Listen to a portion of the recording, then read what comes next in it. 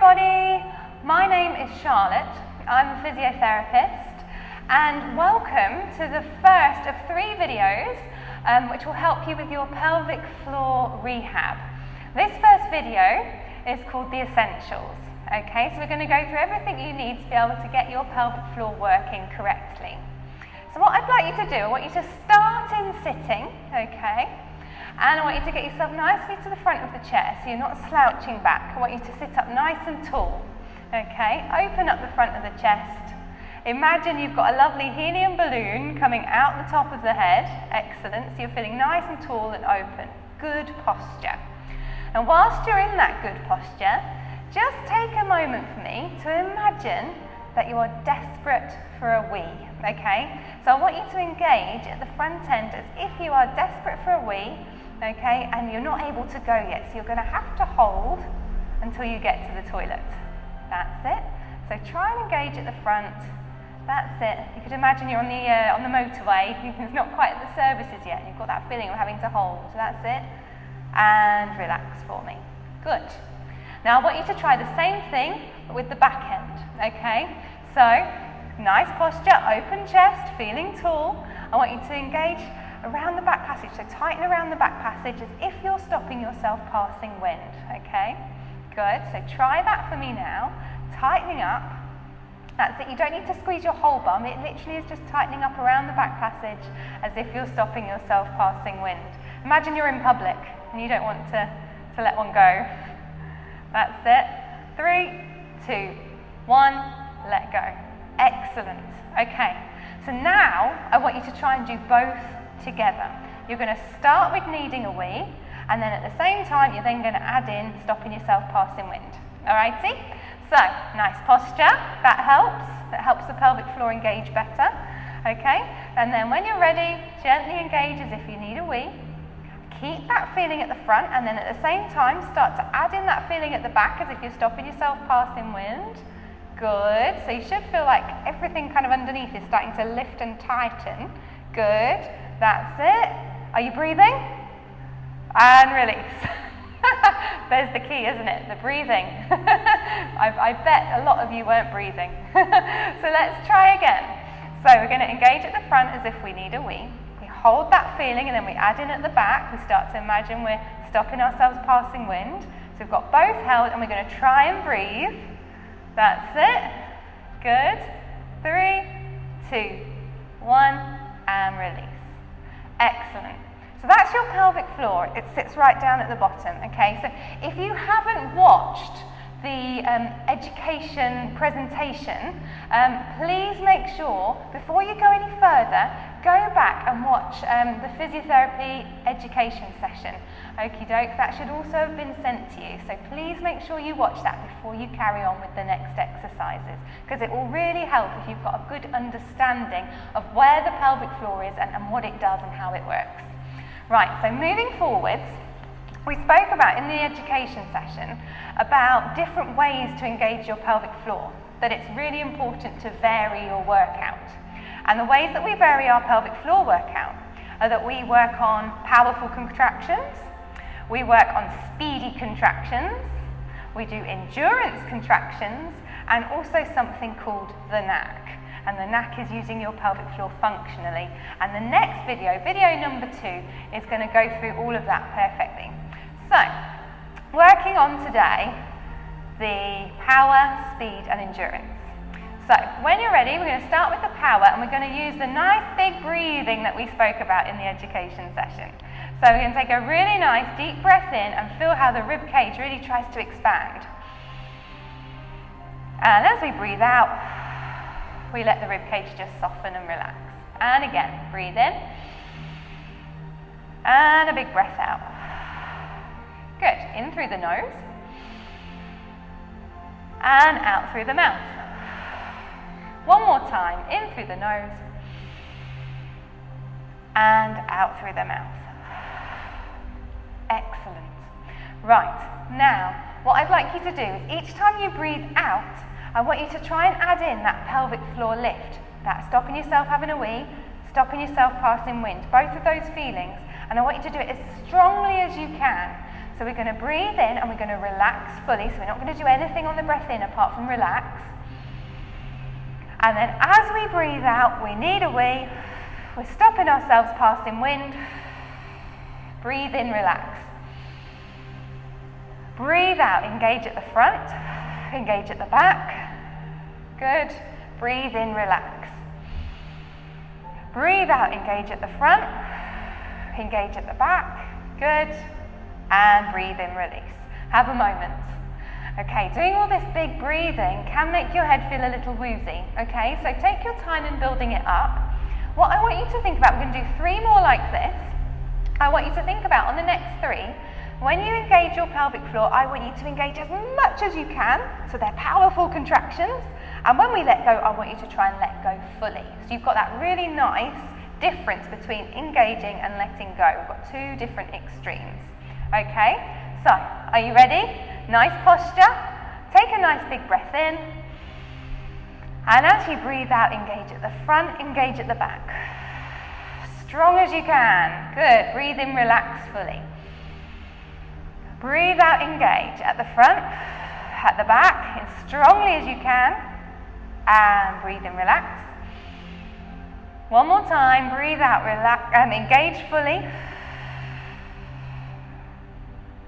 And breathe in, release. Excellent work. Good. So they're your powerful contractions. Alrighty. When you're doing a round of them at home, you want to make sure you do 10 of them. Okie doke. So 10 times, 10 powerful contractions. Right, on to speedy contractions. They're very similar to the powerful ones. We don't have to do all the complicated breathing, you'll be pleased to know.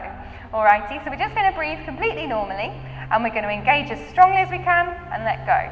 Engage, let go. And I want you to start to try and build up the speed. So I want you to go as quickly as you can. So you need a wee and you're stopping yourself passing wind, you release. Need a wee, release. Engage, release. Engage, release. Good, and you want to build it up to a speed that is nice, a nice pace. You're going as quickly as you can. That's it. We'll all have a different pace. That's it. 5, 4, 3, 2, 1, and release. Excellent work.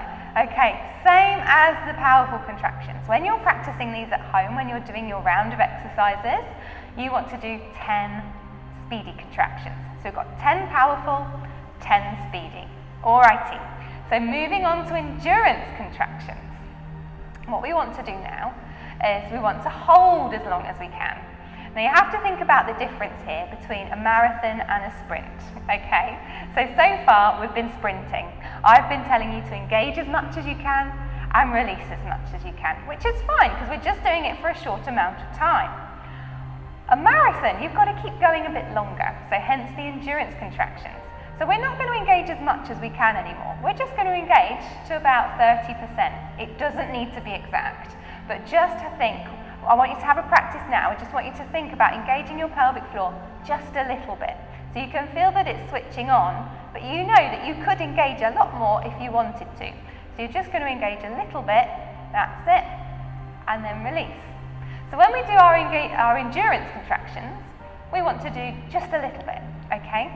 So let's try now. What we're going to aim for is we're going to aim for holding the contraction for 10 seconds. Everything's 10, isn't it? Nice and easy to remember. So we're going to engage up to about 30%. We can still breathe, and we're going to hold for 1, 2, 3, 4, 5, 6, 7, 8, 9, 10, let go. Was there anything to let go at the end? That's an interesting question, isn't it? If you got to the end and you tried to let go and you were like, oh, there was nothing there to let go, it means that you let go earlier on. So we're going to try it again. We're going to try this 10-second hold. And what I want you to do is try and work out where you let go, okay? Hopefully you're able to do the 10 seconds, and if you can, that's great. But if you can't do the whole 10 seconds, try and work out what number your pelvic floor starts to release. Alrighty, so let's try again. Nice posture. Gently engage the pelvic floor up to about 30%. That's it. And we'll hold for 1, 2, 3, 4, 5, 6, 7, 8, 9, 10, release. Excellent. Try again. Gently engage to about 30% effort and hold for 1, 2. Keep breathing. 3, 4, 5, 6, 7, 8, 9, 10, release. Excellent. Good work. So make a note of where you're able to get to. If you are able to get to 10, you could, in your own time, try and push it to 15-second holds. Okay, so see how you feel. Just work with where you're at, and it will improve the more you practice it. So let's try one more time with that endurance hold. Gently engage the pelvic floor. Keep breathing and hold for 1, 2, 3, 4, 5, 6, 7, 8, 9, 10, release. Excellent. Well done. And again, with the endurance contractions, the same as all the other exercises, we want to hold for 10 seconds, and when you're doing a round of your pelvic floor exercises, you want to do them for 10 times, so 10-second holds for 10 times. So every single exercise is a repetition of 10. Now, in terms of how many times to do the exercises, if you've recently had a prostatectomy, or if you're having some treatment and you feel like your pelvic floor has just gotten worse, please do these exercises 6 times a day.